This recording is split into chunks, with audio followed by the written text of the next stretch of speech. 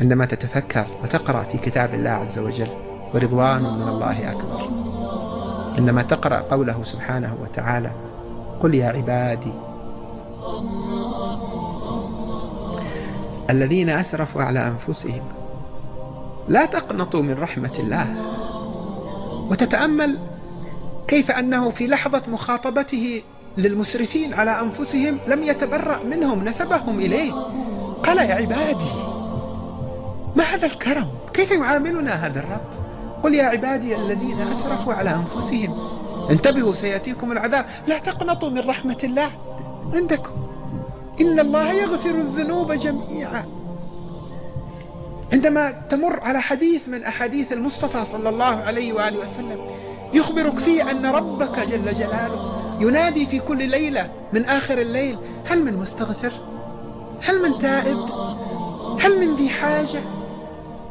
عندما تعلم أن الله يبسط يده في الليل ليتوب مسيء النهار، ويبسط يده في النهار ليتوب مسيء الليل، عندما تتفكر فقط في أحوالك مع الله، كم مرة أذنبت لو فضحني أمام الناس لن يسلم علي أحد، كم مرة سترني، كم مرة أنقذني في هذه المواقف.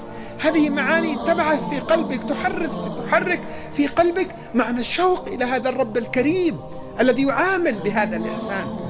عندما تقرأ أنه في الكتب القديمة جاء أن البحر يستأذن الله عز وجل في كل يوم، صبيحة كل يوم، أن يغرق الناس العصاة، والسماء تستأذن الحق عز وجل أن تطبق عليهم، والأرض تستأذن الله عز وجل أن تنشق فتبتلعهم، فيقول الله عز وجل للسماء وللأرض وللبحار وللمحيطات: إنكم لم تخلقوهم ولو خلقتموهم لما قلتم هذا.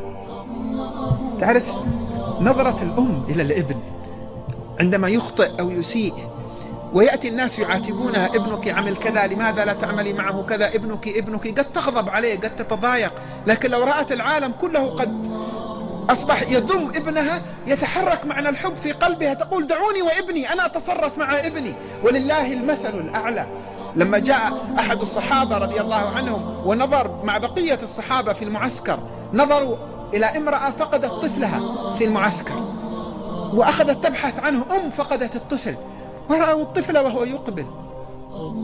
بعد مدة أيام الأم تبحث عن الطفل والطفل يبحث عن الأم، فجاء الطفل الصغير يكاد يتعثر في مشيته، لما نظر إلى أمه ركض إليها، ولما نظرت الأم إليه ركضت إليه، فلما التقيا وتعانقا والأم تبكي والطفل يبكي لم يبقى أحد من ساداتنا الصحابة إلا وبكى.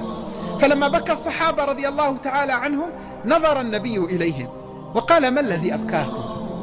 قالوا: حنانة هذه الأم على ولدها. قال: أترونها ملقية ولدها في النار؟ قال: لا يا رسول الله. قال: الله أرحم بكم من هذه بولدها. عندما نستشعر هذه البداءة، هذا الاستباق من الله بهذه المعاملة الراقية، ألا نحب هذا الرب؟ ألا نشتاق إليه؟ كان بعض الصالحين من أهل الحبشة قدم على بعض السلف وقال له: يا شيخ. قال: نعم. قال: أو يغفر الله لي فاحشة ارتكبتها، جرما؟ قال: نعم إن تبت وصدقت. فشكر الله وظهرت آثار الفرح على أسارير وجهه، ثم مشى خطوات ثم رجع وقد تغير وجهه، فقال له ذلكم عالم من السلف: ما الذي حصل؟ قال: أو كان ينظر إلي عندما كنت أعصيه؟ قال: نعم. فصرخ صرخة خر ميتا من ساعته بسببها. أتعرفون ما الذي جرى لهذا الرجل؟ الرجل كان في بداية الأمر مشغول بقضية هل سأدخل الجنة أو سأدخل النار، ولا يوجد مؤمن يستهين بقضية الجنة والنار. لكن الرجل لما سكن روعه من قضية الجنة والنار بأن الله سيغفر له إن تاب، استيقظ في داخله معنى أعمق وأعلى وأرقى وأكبر وأدق، وهو معنى المعاملة مع الله. معنى هو كان ينظر إلي وأنا كنت أفعل كذا وكذا. أيضا معنى آخر: سترني. كان في الإمكان وهو قادر أن يفضحني على رؤوس الأشهاد، ومع ذلك سترني. مسألة أخرى: استمر يواصلني بنعمه الأب وهو أب والأم وهي أم. إذا استمر الابن في الأذى والمخالفة والعصيان يأتي وقت يقول خلاص لست بأبيك، تقول لست بأمك، اذهب هات السيارة التي اشتريتها لك، أنت لا تستحق. يسلبه النعمة التي أعطاه إياه. لكن رب العزة لا زال يعطيك وينعم عليك ويتفضل، وهو مع ذلك يكرمني ويمهلني وأنا لا زلت أعصيه. اسمع، ويجعل الناس تحسن الظن به. يدخل أحدنا إلى المجلس فيرحب به أصحابه ويهشون في وجهه وربما يظنون الخير فيه، وربما مررت على بعض الناس وقال لك ادعو لي.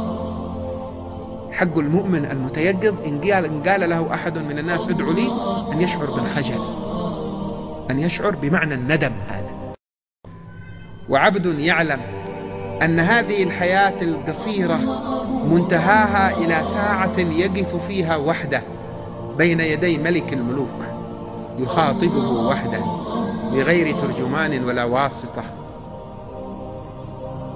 ويوقفه بين يديه ويقول له عبدي أتذكر يوم كذا ساعة كذا، يوم أن أغلقت على نفسك الأبواب واستترت من أعين خلقي واستحييت من نظرهم إليك وواجهتني بما لا يرضيني من العمل؟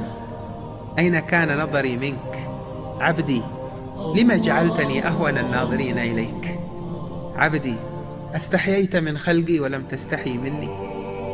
عندما يوقفني بين يديه ويقول لي عبدي أوجدتك من العدم وأفضت عليك النعم، أكرمتك بلا إله إلا الله، نشأت عليها تدهدهك عليها أمك وترضعك عليها وتفتقت مداركك عليها، ثم نشأت وقمت متقويا مستقويا بما أعطيتك من نعم وبما أودعتك من خيرات، واشترات على مخالفتي.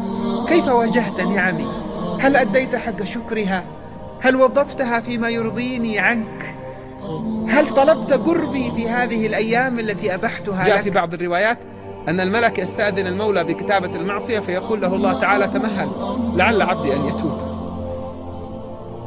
لعل عبدي أن يرجع ويتوب، لعل عبدي أن يتوب، فيستبقي الملك لعل عبدي أن يرجع ويتوب إليه.